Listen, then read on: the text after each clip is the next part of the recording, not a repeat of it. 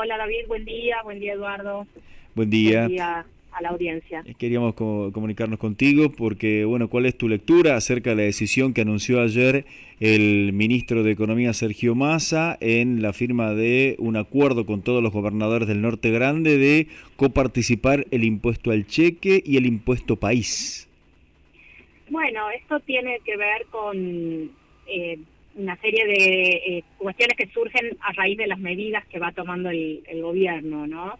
La decisión de la devolución del IVA y de las reformas en ganancias impacta en las provincias porque son dos impuestos que se coparticipan. Entonces, la preocupación de las provincias es que si el Estado recauda menos por esos dos conceptos, Claro. entonces eso se va a trasladar automáticamente a menos ingresos para las provincias. Entonces, bueno, en un intento, digamos, de recomponer esos posibles ingresos que se reducen, los gobernadores le proponen al gobierno nacional que coparticipe el 25% del impuesto al cheque y el 35% del impuesto país, de la recaudación de ambos impuestos. Bueno, esto, a ver, en un contexto general, me parece que forma parte de esas medidas que está tomando el gobierno nacional y que, bueno, van generando efectos y el gobierno nacional intenta ir como solucionándolos, ¿no?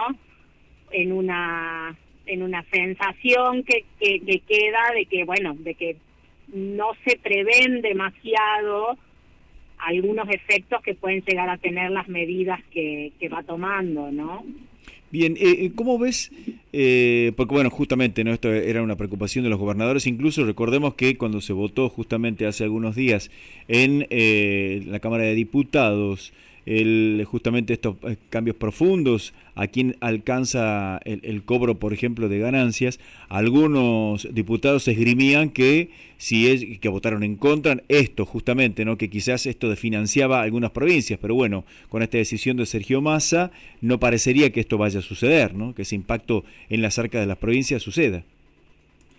Bueno, por supuesto, si se reduce un impuesto coparticipable y luego se comienza a coparticipar otros impuestos, efectivamente se está solucionando el perjuicio en principio.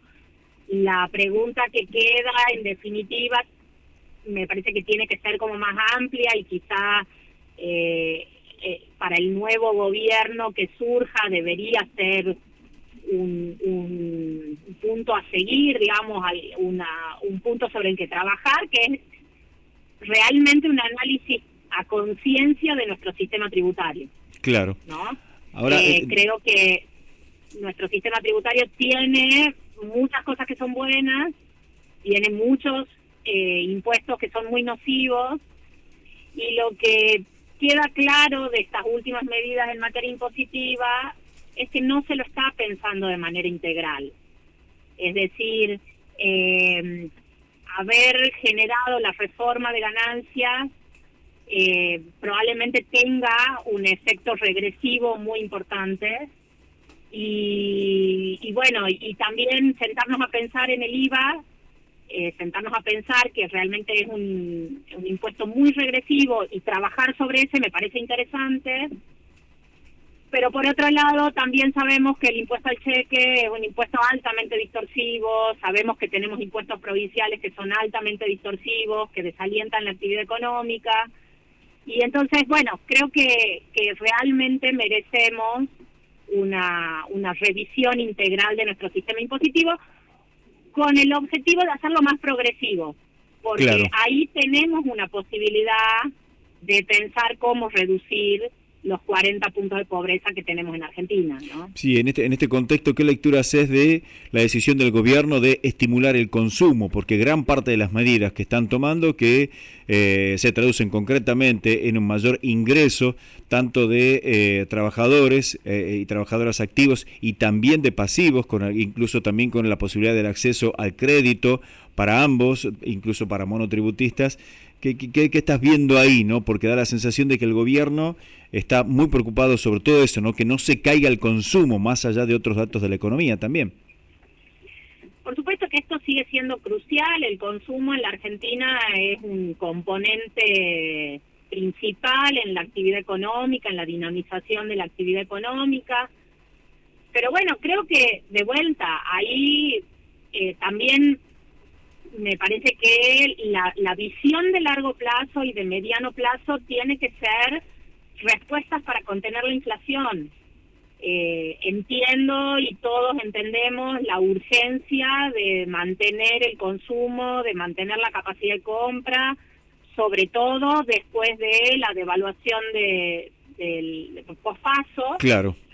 Pero bueno, lo real es que no podemos seguir sosteniendo consumo a costa de mayores incrementos de la inflación que nos vuelven a poner en la necesidad de recomponer el salario real y las posibilidades de consumo. Entonces la sensación que a mí me queda es que efectivamente el gobierno está haciendo esfuerzos enormes por mantener la capacidad de compra del salario, pero la propuesta antiinflacionaria es mucho más difusa, que el intento por recomponer los salarios. Es decir, creo que a la par de estos incentivos al consumo, el gobierno nacional debería ser más claro en cómo va a hacer, si efectivamente Massa gana las elecciones, para contener la inflación, ¿no? Sí, claramente, ¿no? Porque bueno, vivir en un contexto inflacionario claramente rompe con hasta la referencia de los precios de los productos, así que esperemos que efectivamente esto suceda. Muchísimas gracias, Florencia, por este contacto y estas reflexiones a LB12.